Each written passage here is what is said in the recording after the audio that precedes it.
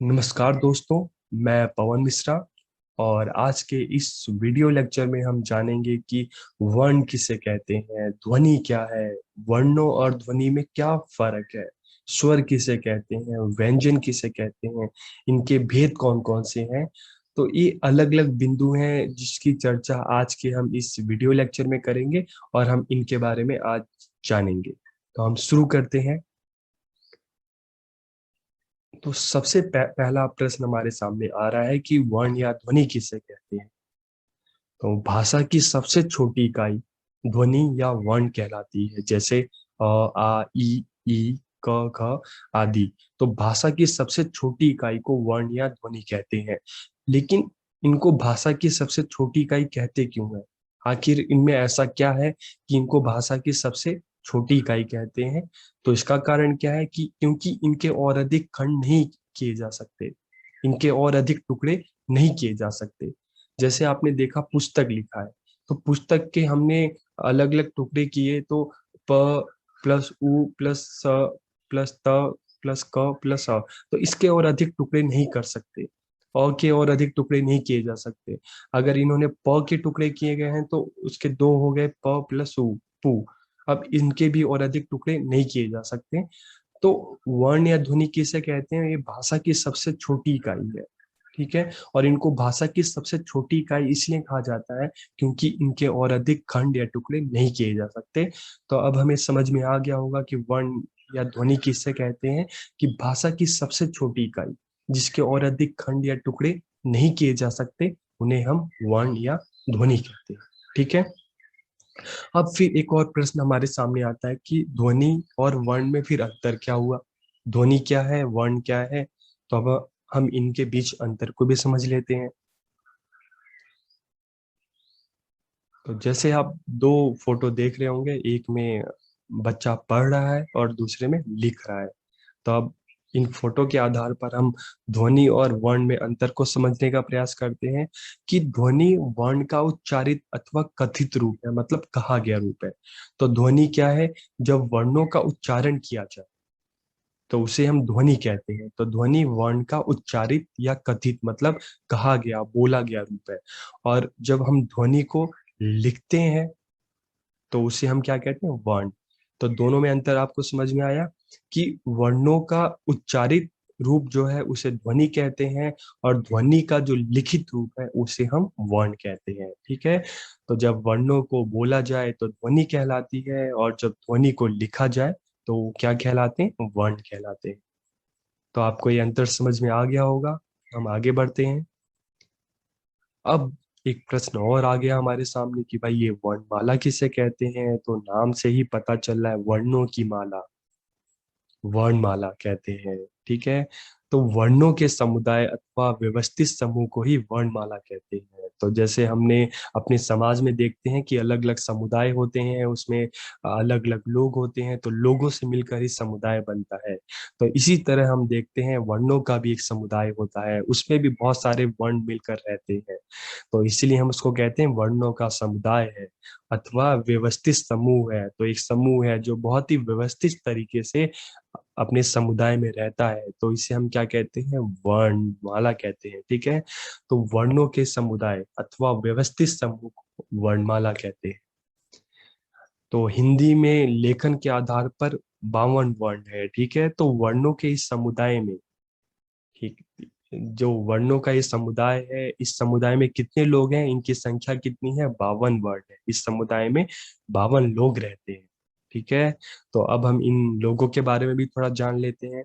तो इनमें 13 तो लोग हैं वो स्वर है, ठीक है।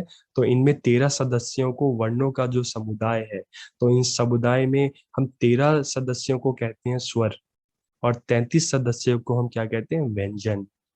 और 4 ऐसे सदस्य हैं जो संयुक्त व्यंजन है। कौन कौन से हैं? छ, य, त्र और श्र।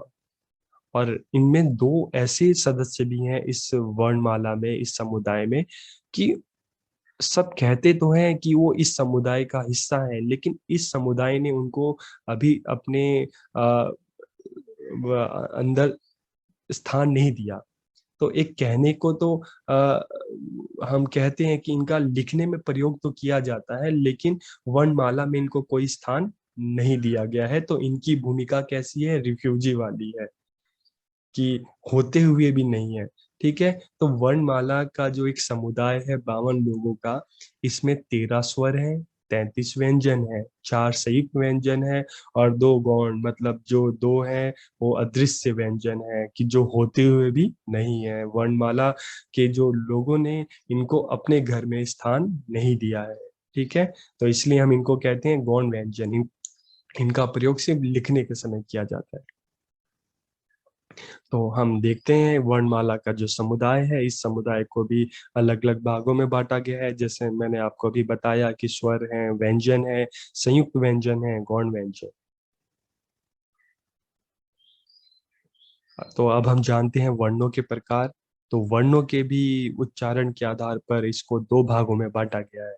एक है स्वर और दूसरा है व्यंजन। तो सबसे पहले हम स्वर के बारे में जानेंगे, उसके बाद हम व्यंजन को समझेंगे। तो आइए हम चलते हैं, जानते हैं स्वर क्या है। तो स्वर जिन वर्णों का उच्चारण स्वतंत्रता पूर्वक, अर्थात बिना किसी अन्य वर्ण की सहायता के होता है, उन्हें स्वर कहते हैं। जैसे अ, आ, ई। ठीक है, तो स्वर क्या है, जिन वर्णों का उच्चारण बिना किसी अन्य वर्ण की सहायता से बिल्कुल स्वतंत्रता पूर्वक किया जाता है, उन्हें स्वर कहते हैं। इनके उच्चारण में मुख से ध्वनि बिना किसी रुकावट के बाहर निकलती है। ठीक है, तो स्वतंत्रता पूर्वक और बिना किसी रुकावट के। अब किस तरह से इसको हम समझे, तो हम इसको एक बार बोलने की भी कोशिश करते हैं। आप बोलो अ, आ, ई।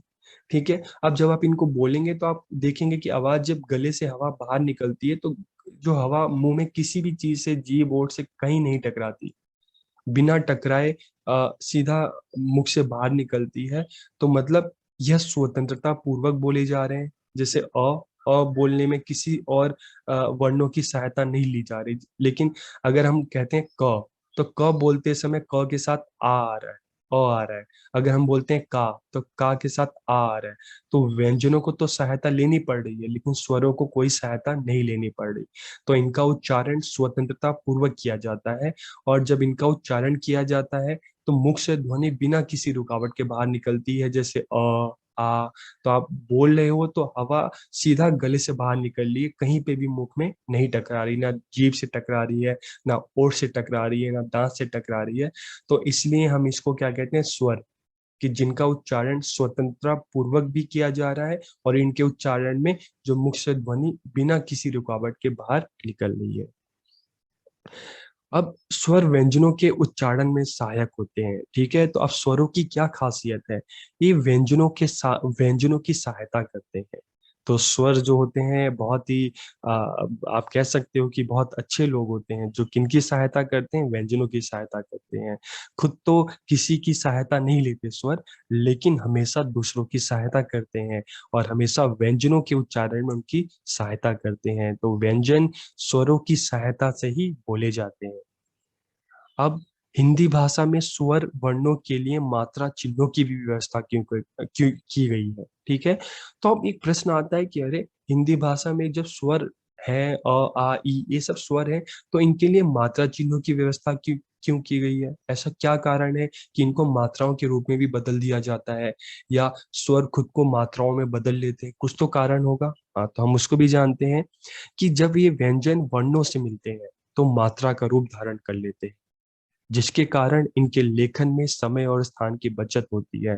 तो जैसे हम पुराने समय में देखते हैं कि जो भगवान होते थे, अपने भक्त की सहायता के लिए अलग अलग रूप धारण कर लेते थे, और अपने भक्त की किसी ना किसी रूप में सहायता करते थे। तो उसी तरह से स्वर क्या कर रहे हैं, स्वर व्यंजनों की सहायता करने के लिए मात्रा का रूप धारण कर लेते हैं, ताकि वो व्यंजनों की सहायता कर सके, और व्यंजन उनकी सहायता से बोले जा सके। तो अगर मान लो आपको बोलना है का, तो क को किसकी सहायता लेनी पड़ रही है, आ की। तो आ की मात्रा जो बनकर स्वर उनकी सहायता कर रहे हैं। ठीक है, तो जब ये व्यंजन वर्णों से मिलते हैं, तो मात्रा का रूप धारण कर लेते हैं। तो ये मात्रा का रूप क्यों ले रहे हैं? व्यंजनों की सहायता के लिए ले रहे हैं, ताकि व्यंजनों को और अच्छे तरीके से बोला जा सके, लिखा जा सके। ठीक है, तो जिसके कारण जब ये मात्राओं का रूप धारण कर लेते हैं तो इनके लेखन में समय और स्थान की बचत होती है। तो आपको ये समझ में आ गया होगा कि स्वर क्या होते हैं, व्यंजन से किस प्रकार अलग हैं, और ये मात्राओं का रूप क्यों धारण करते हैं। तो आपको समझ में आ गया होगा, तो हम आगे बढ़ते हैं। तो अब स्वरों की संख्या भी जान लेते हैं कितनी है। तो हिंदी भाषा में स्वरों की संख्या को लेकर मतभेद है। कुछ विद्वान कहते हैं कि नहीं 10 है, कुछ कहते हैं 11 है, कुछ कहते हैं 12 है, कुछ कहते हैं 13 है, तो कुछ का मानना है नहीं नहीं स्वरों की संख्या 14 है। तो सबके अलग अलग मत हैं, लेकिन इन अलग अलग मतों में भी जो 11 सदस्यों वाली, जो हम कहते हैं स्वर का एक जो समुदाय हम कह सकते हैं, उसको ही वर्तमान समय में माना गया है। ठीक है, तो इसी का आज के समय में प्रचलन है और सर्वमान्य यही रूप है। तो इनमें से भी जो अलग अलग जो मत हैं, इनमें से भी 11 स्वर वाला जो ये परिवार है, इसी को वर्तमान समय में मान्यता दी जा रही है। ठीक है, हर इसका मतलब ये नहीं कि बाकियों को मान्यता नहीं है, बाकी है, लेकिन वर्तमान समय में जिसका प्रयोग किया जा रहा है वो 11 स्वर वाली जो व्यवस्था है उसका प्रयोग किया जा रहा है। ठीक है, तो अब हम आगे बढ़ते हैं। स्वर के भेद की भी हम बात कर लेते हैं। तो उच्चारण में लगने वाले समय के आधार पर स्वरों के 3 भेद होते हैं। ठीक है, तो उच्चारण में जो समय लग रहा है उसके आधार पर स्वर को 3 भेदों में बांटते हैं। कौन कौन से? ह्रस्व, दीर्घ और प्लुत। तो ह्रस्व क्या होता है? जिन स्वरों के उच्चारण में कम से कम समय लगता है उन्हें ह्रस्व कहते हैं। तो 11 स्वरों में 4 स्वर ऐसे हैं जिनके उच्चारण में कम समय लगता है, जैसे अ, ई, उ, री। तो इनके उच्चारण में अपेक्षाकृत बाकी से कम समय लगता है, तो इन्हें हम क्या कहते हैं? ह्रस्व। और दीर्घ क्या हुए फिर? जिन स्वरों के उच्चारण में ह्रस्व से 2 गुना समय ज्यादा लगता है उन्हें दीर्घ कहते हैं। ये कौन कौन से हैं? तो ये स्वर कितने हैं? 7। आ, ई, उ, ए, ऐ, औ, ओ। ठीक है, अब फिर एक प्रश्न और आता है कि प्लुत क्या है? तो जिन स्वरों के उच्चारण में ह्रस्व स्वरों से 3 गुना समय लगता है, दीर्घ में 2 गुना लगता है और प्लुत में 3 गुना ज्यादा समय लगता है, उन्हें हम क्या कहते हैं? प्लुत। और स्वर वर्णमाला में प्लुत के लिए कोई अलग से स्वर नहीं है। इनका प्रयोग किसने किया जाता है? इनका प्रयोग सिर्फ पुकारने के लिए किया जाता है। जैसे राम, ओम। तो जब हम राम बोलते हैं तो देखो रा कितना देर तक खींच रहा है, राम, ओम। तो इसलिए इनके उच्चारण में ह्रस्व से 3 गुना ज्यादा समय लगता है, और इनके लिए कोई अलग से वर्ण नहीं है। इनका प्रयोग किस लिए किया जा रहा है? सिर्फ पुकारने के लिए किया जाता है। ठीक है, तो स्वर के कितने भेदे? 3 है, ह्रस्व, दीर्घ और प्लुत। तो आपको ये समझ में आ गया होगा। और ह्रस्व में 4 स्वर आते हैं, और दीर्घ में 7 स्वर आते हैं, और प्लुत का उच्चारण केवल पुकारने में किया जाता है। अब हम व्यंजनों की भी बात कर लेते हैं कि भाई व्यंजन किसे कहते हैं। तो जैसे हमें पहले ही समझ में आ गया कि जिन वर्णों के उच्चारण के लिए स्वरों की सहायता लेनी पड़ती है उसे हम व्यंजन कहते हैं। तो व्यंजन किसकी सहायता ले रहे हैं? स्वर की ले रहे हैं। तो एक और स्वर जहाँ स्वतंत्रता पूर्वक बिना किसी रुकावट के बोले जाते हैं, तो व्यंजन जो है वो स्वरों की सहायता लेकर ही बोले जाते हैं। ठीक है, तो इन वर्णों के उच्चारण में वायु रुकावट के साथ मुख से बाहर निकलती है। तो जैसे स्वरों में हमने देखा कि उसमें वायु बिना किसी रुकावट के निकल रही थी मुख के बाहर, लेकिन इसमें रुकावट के साथ मुख के बाहर निकलती है। तो हिंदी में व्यंजनों की संख्या कितनी है? 33 है। ठीक है, तो कौन कौन सी है हम जान लेते हैं। आप देखिए, तो व्यंजनों की संख्या कितनी है? 33 है। अब इनके आप इनका उच्चारण कीजिए। तो जब ये आवाज हमारे गले से बाहर निकलती है तो आप देखना ये मुख के अलग अलग हिस्सों से टकरा कर ही हवा बाहर निकलती है। तो इसलिए ये रुकावट के साथ मुख से बाहर निकलती है। जब हम इनका उच्चारण करते हैं तो हवा हमारे मुख के किसी ना किसी हिस्से पे टकराती है फिर बाहर निकलती है। जैसे अगर हम बोलते हैं ग, ग, तो आपने देखा होगा जीभ हमारा पिछला जीभ का हिस्सा ऊपर लग रहा है। उसी तरह से हम कहें च, तो दांत हमारा जो ओठ है च आप देखोगे च में ओठ ऊपर की तरफ टकरा रहा है, त बोलेंगे तो ओठ दांत से टकरा रहा है। तो व्यंजनों का उच्चारण जो है, जब इसका उच्चारण किया जाता है तो व्यंजनों को स्वर की सहायता लेनी पड़ती है, और इनके उच्चारण में वायु रुकावट के साथ, मतलब गले से जब निकलती है मुख के अलग अलग हिस्सों पर टकरा कर ही बाहर निकलती है। तो आपको व्यंजन समझ में आ गया। इनकी संख्या 33 है कुल मिलाकर। अब व्यंजनों के भी भेद हैं। व्यंजनों को 3 भेद हैं व्यंजन के। मुख से उच्चारण की दृष्टि से व्यंजन के कितने भेद हुए? 3 भेद हुए। स्पर्श है, अंतस्थ है और ऊष्म है। तो अब हम जानेंगे स्पर्श किसे कहते हैं, अंतस्थ किसे कहते हैं और ऊष्म किसे कहते हैं। तो अगर हम स्पर्श व्यंजन की बात करें तो देखो नाम से ही पता चल रहा है, स्पर्श का मतलब क्या है? छूना। ठीक है।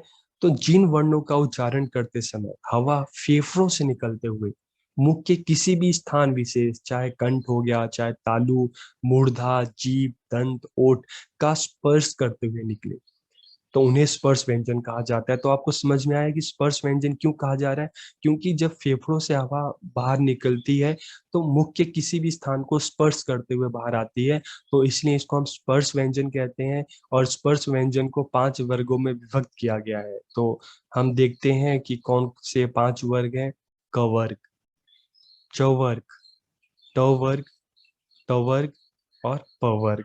तो ये अलग अलग जो वर्ग हैं, इनमें जो पहले जो हम देखते हैं, पहला जो स्वर है उसी के नाम से इस वर्ग का नाम रखा गया है। ठीक है। माफ कीजिएगा, जो पहला व्यंजन है उसी के नाम से इस वर्ग का नाम रखा गया है। तो अब आप इनका जब उच्चारण करेंगे तो आप इसके उच्चारण में देखेंगे कि जो जैसे हम कहते हैं क, तो क में हम क्या देख रहे हैं कि जो हवा है वो मुख्य हिस्से को तो ऊपर के मूर्धा को स्पर्श करते हुए बाहर निकलती है। ठीक है। तो इसी तरह च, च, च हम बोलेंगे। तो जब इनका उच्चारण किया जा रहा है तो हवा मुख के किसी न किसी हिस्से को स्पर्श करते हुए बाहर निकल रही है। तो इसलिए हम इसको कहते हैं स्पर्श व्यंजन। तो स्पर्श व्यंजन की संख्या कितनी है? 25 है। इसी प्रकार अब हम देखते हैं अंतःस्थ व्यंजन क्या है। तो अंतःस्थ अंदर की तरफ, तो इसको भी हम जान लेते हैं कि जिन वर्णों का उच्चारण पारंपरिक वर्णमाला के बीच अर्थात स्वर और व्यंजनों के बीच में स्थित हो उन्हें अंतःस्थ व्यंजन कहा जाता है। इन वर्णों के उच्चारण में श्वास का अवरोध कम होता है। इनका उच्चारण करते समय जीवा उच्चारण स्थान के बिल्कुल निकट पहुंच जाती है। ये वर्ण कौन से हैं? य, र, ल, व। अब इनको भी हम जान लेते हैं। तो देखो अंतस्थ, अंतस्थ का मतलब है कि जैसे इसमें कहा गया है कि पारंपरिक वर्णमाला के बीच अर्थात स्वर और व्यंजनों के बीच स्थित हो इनका जो उच्चारण है। तो आपने ये देखा जाना कि जो स्वर है, स्वर का उच्चारण जो हो रहा है वो गले से हो रहा है। ठीक है। और जो व्यंजन हम देख रहे हैं, व्यंजन का उच्चारण जो है हमारे मुख के अगले हिस्से से, जिसमें ओठ है, जीभ है, इनके द्वारा व्यंजनों का उच्चारण किया जा रहा है। अब अंतस्थ स्वर और व्यंजनों के बीच में स्थित है। तो जैसे आप देख रहे हो कि जो स्वर गले से बोले जा रहे हैं, व्यंजन अगले हिस्से से, तो जो बीच का जो हिस्सा है मूर्धा और तालु। ठीक है। तो ये बीच का मतलब स्वर और व्यंजन के बीच में स्थित है, तो इनका उच्चारण इस बीच के हिस्से से किया जा रहा है। तो इसलिए हम इसको क्या कहते हैं? अंतस्थ, अंदर की तरफ। ठीक है। तो जिन वर्णों का उच्चारण पारंपरिक वर्णमाला के बीच अर्थात स्वर और व्यंजनों के बीच में स्थित हो उन्हें हम क्या कह रहे हैं? अंतस्थ। तो आपको समझ में आ गया, स्वर मतलब गला और व्यंजन मतलब आगे जो ओठ, जीभ, दांत है, तो इनके बीच का जो हिस्सा है मुख में, इनका उच्चारण इस तरफ से किया जाता है, तो इसलिए हम इसको कहते हैं अंतःस्थ। जैसे अब जब इनका उच्चारण हम करते हैं तो जीवा उच्चारण स्थान के बिल्कुल निकट पहुंच जाती है। जैसे आप कहोगे य, तो आप देखोगे य करते समय जीभ पीछे की तरफ जा रही है जहां से उच्चारण हो रहा है ल। तो अंतःस्थ, इसलिए इसको हम क्या कह रहे हैं? अंतःस्थ कहते हैं। इसके बाद हम जानते हैं ऊष्म व्यंजन क्या है। तो नाम से ही पता चल रहा है, ऊष्म का मतलब होता है गर्म। तो जिन वर्णों का उच्चारण करते समय हवा मुख से मुख में किसी स्थान विशेष से रगड़ खाते हुए बाहर निकलती है तथा यह हवा अन्य वर्णों के उच्चारण के समय निकलने वाली वायु की अपेक्षा अधिक गर्म होती है, तो उन्हें हम क्या कहते हैं, उष्म कहते हैं। तो उष्म इसलिए कहते हैं कि जब इनका उच्चारण किया जाता है तो हवा मुख के किसी भी विशेष स्थान से रगड़ खाते हुए बाहर निकलती है और हवा का स्वरूप क्या हो जाता है, गर्म हो जाता है। तो इसलिए हम इसको कहते हैं उष्म। तो इसके क्या क्या उदाहरण है, स, श, श, ह। तो जब इनका उच्चारण करते हैं तो हवा रगड़ खाते हुए बाहर निकलती है गर्म रूप में। फिर एक व्यंजन आते हैं संयुक्त, मतलब मिल के बने हुए। तो जहां दो या दो से अधिक व्यंजन मिल जाते हैं वे संयुक्त व्यंजन कहलाते हैं। ठीक है। तो हिंदी वर्णमाला में अगर हम देखते हैं, हिंदी भाषा में वर्णों के अनेक संयुक्त रूप मिलते हैं, किंतु चार वर्णों के संयुक्त रूप को ही संयुक्त व्यंजन की मान्यता मिली है। तो वैसे तो हिंदी में बहुत सारे संयुक्त वर्ण हैं, लेकिन चार वर्णों को ही मान्यता दी गई है संयुक्त व्यंजन के रूप में। ये चार वर्ण कौन से हैं, हम देखते हैं, छ, य, त्र और स्र। इन चारों को ही संयुक्त व्यंजन की मान्यता मिली है। तो संयुक्त व्यंजन की संख्या कितनी है, चार है। ठीक है। तो आपको समझ में आ गया होगा कि जैसे हमने देखा कि स्पर्श की हमने बात की तो स्पर्श की संख्या 25 है। उसके बाद फिर हमने अंतःस्थ की बात की तो अंतःस्थ की संख्या कितनी है, चार है। फिर हमने उष्म व्यंजन की बात की तो उष्म व्यंजन की संख्या भी कितनी है, चार है। और संयुक्त व्यंजन की संख्या भी चार है। इसके बाद अगर हम गौण व्यंजन की बात करते हैं तो इन वर्णों का उच्चारण करते समय जीभ पहले ऊपर उठकर मूर्धा को स्पर्श करती है, फिर झटके से नीचे आ जाती है। तो ये वर्ण कौन से हैं, ड, र। इन वर्णों को गौण व्यंजन इसलिए कहा जाता है क्योंकि हिंदी वर्णमाला का ये हिस्सा नहीं है। इनका प्रयोग केवल लिखते समय किया जाता है और ये ध्वनियां संस्कृत भाषा में भी नहीं होती। तो इसलिए हम इसको गौण व्यंजन कहते हैं, क्योंकि इसका प्रयोग हम लिखने के लिए तो कर रहे हैं, लेकिन हिंदी वर्णमाला में इसको कोई स्थान नहीं दिया गया है। तो इसलिए हम इसको कहते हैं गौण व्यंजन। और इसका उच्चारण जब करते हैं तो जीभ ऊपर, आपने जैसे इस फोटो में देख रहे हो, जीभ ऊपर मूर्धा की तरफ आती है, टकराती है और फिर झटके से नीचे चली आती है। ठीक है। तो इसलिए हम इसको क्या कहते हैं, गौण व्यंजन। गौण व्यंजन मतलब जो गायब, अदृश्य है, क्योंकि वर्णमाला में हमें दिखाई तो नहीं देते, लेकिन फिर भी लिखते समय इसका प्रयोग किया जाता है।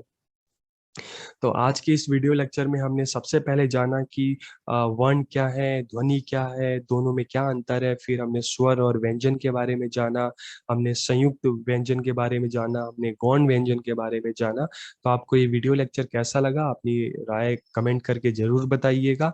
और आपको वीडियो अच्छी लगे तो अपने दोस्तों के साथ जरूर शेयर कीजिएगा। आप सबका बहुत बहुत धन्यवाद।